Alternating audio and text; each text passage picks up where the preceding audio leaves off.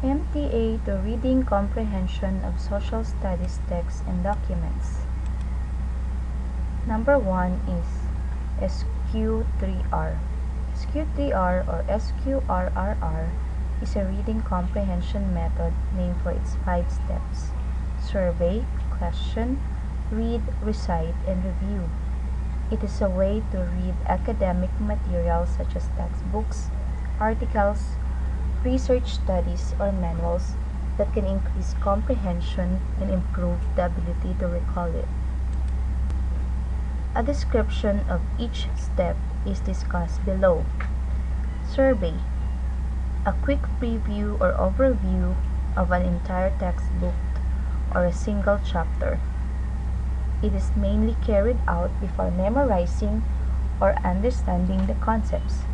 This process takes about a couple of minutes and involves looking at the title, seeing the entire chapter, the headings, and subchapters. It helps students identify certain important ideas from the chapters and the lessons. Question: it is about asking questions related to the chapter.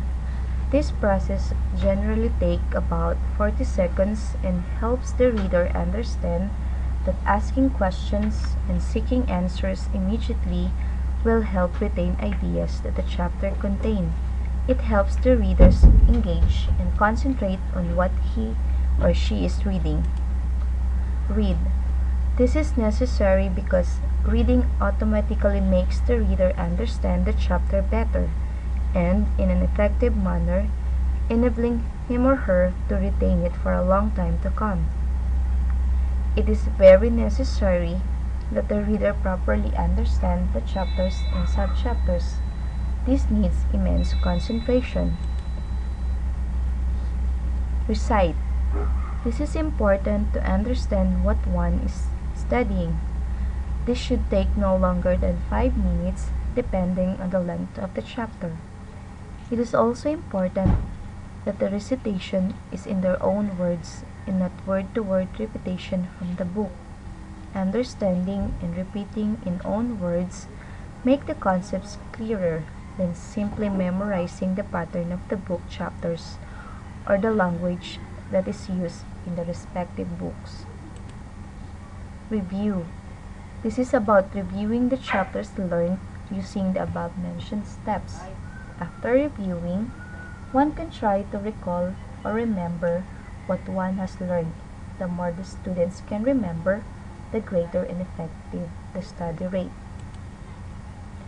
Francis F. Robinson developed SQ3R during World War II to help military personnel and soldiers from a U.S. Army unit enrolled in an accelerated academic program at a university to learn complex material quickly. Robinson inferred that students could benefit from study skill instruction stressing higher level work habits. In 1950, he acknowledged that early work in scientific management formed the basic theoretical groundwork for SQ3R. Yet, it was ultimately Robert Seizur's work in 1939 that prompted him to design a higher-level study skill system.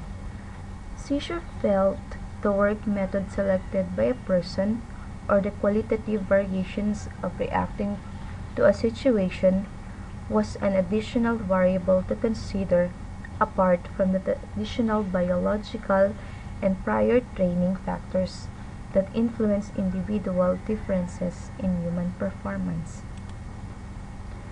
Seizur suggested that pupils might be unaware of the smaller steps of his work method because of the inclusive nature of the larger cognitive task. Moreover, to Seizur, the preliminary adoption of work methods could be discarded in favor of others, and the final work method could be refined by such processes as the overlapping of component parts and the development of higher units. Seizur believed that work methods were important in determining individual differences in sensory, affective, intellectual, and motor activities. He warned that simply to control the amount of training for a particular task and attribute all other results to biological capacities was overlooking what is often the unknown factor, the work method. He emphasized not so much what you are born with as what you do with it. Robinson drew upon these ideas and designs an optimum higher level work method for textbook reading. SQ3R provided students with a systematic approach for studying a textbook, which capitalizes on the predictable format in most traditional content textbooks. Examples are the title, introduction, headings, subheadings, conclusion, etc. Social studies are heavily laden with content. Numerous facts, figures, characters, episodes, events, and ideas can be presented in each passage. Much of the content, including vocabulary, is new information to students. SQ3R can help students manage large amounts of new content. It defines a purpose for reading. It can assist students in organizing content and builds comprehension. It can also help students monitor their thinking and assess their own learning. The 5 steps require them to review information and create notes during their initial reading. Their notes from initial reading become their study guides. Number 2 is SRE, or Scaffolded Reading Experience. Scaffolded Reading Experience, or SRE, is a set of pre-reading, during reading, and post-reading activities specifically designed to assist a particular group of students in successfully reading, understanding, learning from, and enjoying a particular selection. Scaffolding is a metaphor to describe the type of assistance offered by a teacher or peer to support learning. These supports are gradually removed as students develop autonomous learning strategies, thus promoting their own cognitive, affective, and psychomotor learning skills and knowledge. Jerome Bruner first introduced scaffolding instruction in the late 1950s, and in 1976, he and his colleagues first used the term in its educational sense. Originally, it draws on the works of Lev Vygotsky in 1978. Though Vygotsky didn't use the term, scaffolding instruction as teaching strategy originates from his sociocultural theory and his concept of the zone of proximal development, or ZPD. The zone of proximal development is the distance between what the children can do by themselves and the next learning that they can be helped to achieve with competent assistance. The scaffolding teaching strategy provides individualized support based on the learner's ZPD. In a scaffolding instruction, a more knowledgeable other provides scaffolds or supports to facilitate the learner's development. The scaffolds facilitate a student's ability to build on prior knowledge and internalize new information. The activities provided are just beyond the level of what the learner can do alone. SRE consists of 2 components, planning and implementation. In planning, the teacher considers a particular group of students doing the reading, the text they are reading, and their purpose. The implementation phase provides a set of pre-reading, during reading, and post-reading options for those particular readers. the selection being read, and the purpose of the reading. Listed below are possible components of an SRA.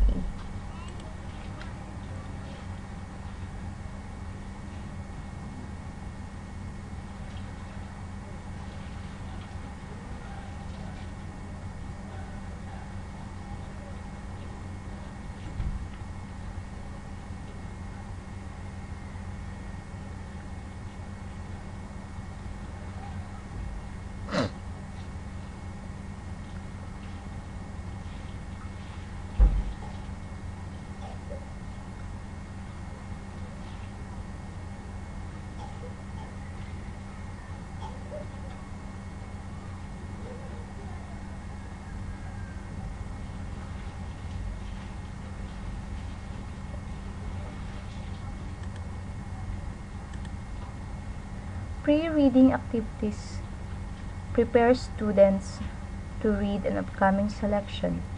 They can serve a number of functions, including getting students interested in reading the selection and reminding them of things they already know that will help them understand and enjoy the selection. They are important because with adequate preparation, the experience of reading will be enjoyable, rewarding, and successful. Motivating activities include any activities designed to interest students in the upcoming selection and entice them to read it. Activating or building background knowledge is important to prompt the students to bring to consciousness already known information, which will be helpful in understanding the upcoming text. Providing text-specific knowledge gives students information that is contained in the reading selection itself. If the selection is difficult or densely packed with information, it would be helpful to provide students with advanced information on the content of the selection. Relating the reading to students' lives is showing to students how selection relates to them. Pre-teaching vocabulary refers to pre-teaching words that are new labels for concepts that students already knew. For instance, crimson meaning red. Pre-teaching concepts refers to pre-teaching new and potentially challenging ideas, not just new labels for ideas students already understand. Pre-questioning, predicting, and direction setting helps students to focus their attention and look for what is important as they read. Such focusing is necessary because without it, students may not know what to attend to. Suggesting strategies helps students to use strategies they already know. These strategies may be ones they have learned on their own or those that have been deliberately taught in the past. During reading activities include both things that students themselves do as they are reading. Silent reading gives students period of uninterrupted reading. It is based upon a single simple principle. Reading is a skill, and like all skills, the more you use it, the better you get at it. Reading to students can serve a number of functions. It can make a story or piece of exposition read aloud a pleasurable experience for many students and serves as a model of good oral reading. Reading the first chapter or the first few pages of a piece can help students into the material and also serve as an enticement to read the rest of the selection on their own. It can make difficult material accessible to students who find certain texts difficult, either because of their complex structure or difficult vocabulary. Guided reading refers to any activity that a teacher uses to focus students' attention on particular aspects of a text as they read it. It often begins as a pre-reading activity and is then carried out as students are actually reading. Oral reading by students can be helpful when the class or a group of students is studying a passage or trying to decide on alternate interpretations or on just what is and is not explicitly stated in the passage.